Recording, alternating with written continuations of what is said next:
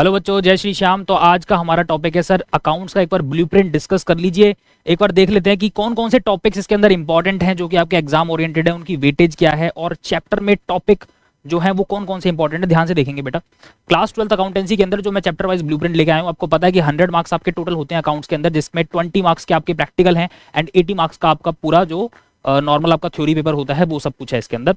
ठीक है, तो हम 80 मार्क्स की बात करेंगे। यहाँ पर देखो पेपर पैटर्न की मैं बात करूं तो यहाँ पर 34 क्वेश्चन टोटल देखने को मिल रहे हैं, जिसके अंदर सेक्शन ए के अंदर आपके 26 क्वेश्चन होते हैं।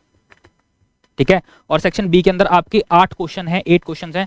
26 क्वेश्चंस में सेक्शन ए के अंदर 16 क्वेश्चंस तो सिर्फ एमसीक्यू बेस हैं, उसके बाद 4 क्वेश्चन 3-3 नंबर के देखने को मिलेंगे, तो टोटल 12 नंबर यहां पर हो जाते हैं। एंड 2 क्वेश्चन आपको 4-4 नंबर के देखने मिलेंगे, तो 8 नंबर ये हो गए। एंड 4 क्वेश्चन आपको 6-6 नंबर के देखने को मिलेंगे, तो 24 मार्क्स ये हो जाते हैं। तो टोटल अगर मैं बात करूं तो आपका यहाँ पर सेक्शन ए 60 मार्क्स का हो गया, राइट। उसके बाद अब मैं सेक्शन बी के अंदर बात करूं तो सेक्शन बी के अंदर 4 एमसीक्यू क्वेश्चन हैं, 4 मार्क्स यहां पर हो गए, और 2 क्वेश्चन 3-3 नंबर के हो गए, तो 6 मार्क्स ये। एंड एक क्वेश्चन 4 मार्क्स का, तो 4 नंबर ये। और एक क्वेश्चन आपका 6 नंबर का जो कि फिक्स है कि कैश फ्लो स्टेटमेंट में से ही बनेगा। लास्ट सेक्शन बी के अंदर जो क्वेश्चन ड्राफ्ट होगा 6 मार्क्स का कैश फ्लो में से ही होगा। वैसे कैश फ्लो की वेटेज 8 नंबर की है, 2 क्वेश्चन उसमें सेपरेट एमसीक्यू के अंदर देखने को मिल सकते हैं, जो कि इन 4 मार्क्स के क्वेश्चन के अंदर एमसीक्यू में होने के चांसेस हैं। ठीक है, तो चलिए देखते हैं कि यहां पर हम किस तरीके से मार्क्स अच्छे अचीव कर सकते हैं। देखो सबसे पहली बात तो यह है कि 20 मार्क्स के आपके हो गए यहाँ पर एमसीक्यू, एंड देन आप मैं बात करूं तो अराउंड 6 ये 24 मार्क्स के तो आपके 6 मार्क्स के हो गए, एंड 6 मार्क्स का एक मतलब ये अराउंड आपके 30 और 20 50 मार्क्स ये हो जाते हैं। देखो 50 मार्क्स की अच्छी खासी वेटेज यहाँ पर कवर कर लोगे, बट 6 मार्क्स के जो चैप्टर्स है ना, 6 मार्क्स के अंदर चैप्टर है, जो चैप्टर कवर हो रहे हैं उन चैप्टर्स को ना बड़े अच्छे से करने की जरूरत है। क्यों? इसके अंदर पार्टनरशिप कवर हो रहा है, इसके अंदर पूरी कंपनी कवर हो रही है। कंपनी के अंदर आपके शेयर्स आगे, डिबेंचर्स आगे, प्रेफरेंस शेयर्स आगे, राइट, नॉर्मल इक्विटी शेयर्स भी आगे इसके अंदर। तो जो ये मेजर टॉपिक्स हैं ना, बड़े टॉपिक्स हैं, इन टॉपिक्स को आप छोड़ नहीं सकते, और इन चैप्टर्स को जब करोगे ना तो शुरुआत से A to Z पूरे कंप्लीट कर लेना। ठीक है, ये मत मान के चलना कि मेरे को सिर्फ 6 मार्क्स की वेटेज की तैयारी करनी है। बेटा 6 मार्क्स की वेटेज की तैयारी करोगे तो ऑटोमेटिकली आपको वैसे भी पूरा चैप्टर पढ़ना पड़ेगा, राइट। तो पूरा चैप्टर वैसे ही पढ़ना पड़ेगा, तो कहीं भी ये नहीं है कि कुछ माइनर छोड़ दोगे या कुछ मेजर छोड़ दोगे। जो माइनर छोड़ोगे हो सकता है उसके अंदर से 1 नंबर का एमसीक्यू ड्राफ्ट हो जाए। तो ये जो मोटे चैप्टर हैं, जो बड़ी वेटेज के चैप्टर हैं, इनको आपको छोड़कर नहीं जाना है। Partnership company, that's it. आगे चलते हैं। इंपॉर्टेंट टॉपिक्स की बात करूं कि 3 से 4 नंबर में कौन कौन से आ सकते हैं सर। पार्टनरशिप के अंदर जनरल एंट्री है, पीएल एप्रोप्रिएशन अकाउंट है, past adjustment is very important. Past adjustment बहुत इंपॉर्टेंट हो जाता है, पास्ट एडजस्टमेंट को आप छोड़कर नहीं जाओगे। ओके, गुडविल, गुडविल के अंदर मैं बात करूं तो एवरेज प्रॉफिट, एवरेज प्रॉफिट के अंदर हर साल के प्रॉफिट्स गिवन होंगे, उसमें एब नॉर्मल आइटम्स की ट्रीटमेंट छोड़ के नहीं जाना है, बहुत इंपॉर्टेंट हो जाता है। डिसोल्यूशन के अंदर रियलाइजेशन अकाउंट, ये बहुत इंपॉर्टेंट है। रियलाइजेशन अकाउंट आपको समझ में आना चाहिए, अच्छे से आना चाहिए। Partnership is very important, right, partnership important है। उसमें जो छोड़ के जाओगे ना, पक्की बात है वही आपको या तो एमसीक्यू में देखने को मिल जाएगा या 3 से 4 नंबर में देखने को मिल जाएगा। तो पार्टनरशिप A to Z अगर कर रहे हो तो A to Z उसको खत्म करो, और पार्टनरशिप करना ही पड़ेगा, राइट। एडजस्टमेंट एंट्री की बात करें तो यहाँ पर एडजस्टमेंट एंट्री आपको रिजर्व्स दे रखे होंगे, फंड्स दे रखे होंगे, अकॉर्डिंगली किसी की एडमिशन, रिटायरमेंट, डेथ की सिचुएशन होगी, वहां पर आप एडजस्टमेंट करके दिखाओगे, एंट्री करके दिखानी पड़ेगी।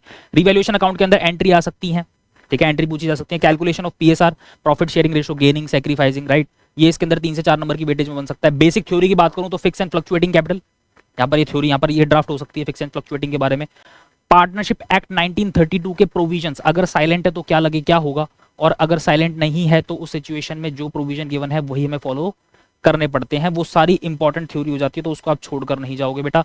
Interest on loan very important. Interest on drawings, drawings के अंदर क्वार्टरली, मंथली जो ड्राइंग्स का ट्रीटमेंट होता है, फॉर्मूलाज आपको पता है, वो सारे बहुत इंपॉर्टेंट है। टाइम फैक्टर वाली जो उसके अंदर कैलकुलेशन है वो बहुत इंपॉर्टेंट है, तो उसको बेटा अच्छे से कर लेना।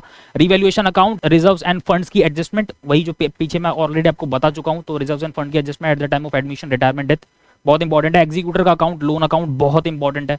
तो कहने का मतलब है पार्टनरशिप इज वेरी इंपॉर्टेंट। मैं बता रहा हूँ जो छोड़ के जाओगे ना वही 3 से 4 नंबर में मिल जाएगा, या फिर एक एमसीक्यू क्वेश्चन के अंदर दिख जाएगा। तो कुल मिलाकर पार्टनरशिप करना है और A to Z पूरा खत्म करना है। ओके, आगे देखो, आगे है accounting for share capital. Share capital के अंदर इक्विटी है और प्रेफरेंस है। इसके अंदर जो 3 से 4 वेटेज, 3 से 4 नंबर की वेटेज में बन सकता है क्वेश्चन, वो है consideration other than cash. Consideration other than cash, इसके अंदर बिजनेस टेक ओवर किया होगा, एसेट्स दिए होंगे, लायबिलिटी गिवन होंगी, अकॉर्डिंगली आपने उनको किस तरीके से पेमेंट करी है, कंसिडरेशन अदर देन कैश, अपने शेयर्स इशू करके, वो इंपॉर्टेंट हो जाता है। Basic theory, type of companies, forfeiture, what is forfeiture, security from utilization of security from, already मैं आपको बता चुका हूं इसके बारे में, right. Accounting for debentures, debentures के अंदर बात करें तो redemption, of debenture very important at premium, 3 से 4 नंबर की वेटेज के अंदर सिंपल एक क्वेश्चन बनेगा, ठीक है। कोलेटरल सिक्योरिटी की तरह इशू किया, ये इंपॉर्टेंट हो जाता है। फाइनेंशियल स्टेटमेंट एनालिसिस वाला चैप्टर, उसके अंदर रेशोज आर वेरी इंपॉर्टेंट, इसके अंदर सॉल्वेंसी रेशो, प्रॉफिटेबिलिटी रेशो है ना, और आपका एक्टिविटी रेशो, ये इंपॉर्टेंट्स हैं, राइट। ये तो आप करोगे ही, उसके अलावा कुछ इसके अंदर और ऐड हुए हैं, उनके बारे में हम चर्चा करेंगे। इसके अलावा फाइनेंशियल स्टेटमेंट के अंदर statement of profit and loss account, balance sheet, और इसके अलावा theory, limitations, objectives of making financial statements, very important, ठीक है, छोड़ के नहीं जाना। 6 मार्क्स के अंदर मैंने बताया कि पार्टनरशिप का फुल फ्लैज क्वेश्चन बनेगा, एडमिशन का यहाँ पर पक्का आपको करना पड़ेगा, रिटायरमेंट डेथ के अंदर चॉइस है, तो 2 चैप्टर तो आपको अच्छे से करने पड़ेंगे एडमिशन के साथ, मतलब रिटायरमेंट करो या डेथ करो, ओके। फुल कंप्लीट क्वेश्चन देखने को मिल सकता है, revaluation account, partner capital account, balance sheet, goodwill का ट्रीटमेंट और जर्नल एंट्रीज, पक्की बात है दिखेगा 6 नंबर के अंदर तो आना ही है। कैश फ्लो के अंदर जो एडजस्टमेंट में इंपॉर्टेंट है, कैश फ्लो के अंदर, वैसे कैश फ्लो बहुत बड़ा चैप्टर हो जाता है, बट आपके 12th लेवल पर कुछ भी नहीं है, बहुत सिंपल है। तो आपकी एडजस्टमेंट में क्या क्या देखने को मिल सकता है, ध्यान से देखिए। गुडविल है, प्रपोज डिविडेंड है, depreciation, cell purchase of fix asset, जहां पर वो एक एसेट डिस्पोजल अकाउंट बनाकर ट्रीटमेंट कर सकते हो, या फिर एक फिक्स एसेट अकाउंट बनाकर उसमें आप जो एसेट बिका है उसका ट्रीटमेंट, उसका डेप्रिसिएशन, वो प्रोविजन वाला जो ट्रीटमेंट है वो वाला बहुत इंपॉर्टेंट हो जाता है। डिबेंचर्स, इशू ऑफ डिबेंचर, कब इशू हुए हैं, उस पर इंटरेस्ट की calculation, and tax, provision for tax account बनाना है, टैक्स मेड, टैक्स पेड आपको एडजस्टमेंट में गिवन होगा, अकॉर्डिंगली प्रोविजन का अकाउंट आप क्रिएट करोगे, देन आपको पता चलेगा कितना मेड है कितना पेड है, अकॉर्डिंगली आप उसको ट्रीट करोगे, आपको बहुत अच्छे से आता होगा। तो ये क्वेश्चन 6 नंबर में फिक्स है, कैश फ्लो बहुत सिंपल चैप्टर है, छोड़कर नहीं जाना है। अकाउंटिंग फॉर कंपनीज में बात करें तो अकाउंटिंग फॉर कंपनीज में इश्यू ऑफ शेयर है और इश्यू ऑफ डिबेंचर, शेयर्स के अंदर आपके प्रेफरेंस शेयर्स भी आ जाते हैं, सो प्रेफरेंस शेयर और इक्विटी शेयर दोनों हो गए। इसके अंदर फॉर फीचर, रीइश्यू और transfer to capital reserve equity के सिनेरियो में बहुत इंपॉर्टेंट है। ये क्वेश्चन बहुत सिंपल है, इसलिए मैं इस पर ज्यादा जोर देकर बोलूंगा कि इसको तो आप अच्छे से कर लो, ठीक है। कंपनी के अंदर जो बेसिक क्वेश्चन आने वाला है ना, शेयर इशू करना, फॉरफीट करना, रीइश्यू करना and transfer to capital reserve is very simple, और 6 मार्क्स यहां पर फिक्स हैं आपके, अच्छा आसानी से आ सकते हैं। Issue of debenture normal question आ सकता है, डिबेंचर्स के अंदर अकाउंट मेकिंग जरूरी है, मतलब वहां पर अकाउंट पूछ सकता है आपसे, वो इंटरेस्ट ऑन डिबेंचर अकाउंट हो गया, loss on issue of debenture account हो गया, जनरल एंट्रीज बनाओ, या फिर राइट ऑफ करो, loss on issue of debentures, right. तो अकाउंट इसके अंदर बनाने आपको आने चाहिए बहुत अच्छे से, वो बहुत इंपॉर्टेंट हो जाता है। और रेशोज के अंदर जो अभी नए ऐड हुए हैं वो है debt to capital employed, fix asset turnover ratio and net asset turnover ratio. इन तीनों टॉपिक्स को अच्छे से समझने के लिए हमारे साथ जुड़े रहोगे आप, इन तीनों टॉपिक्स को अच्छे से आपको समझाया जाएगा, क्लियर किया जाएगा, ठीक है।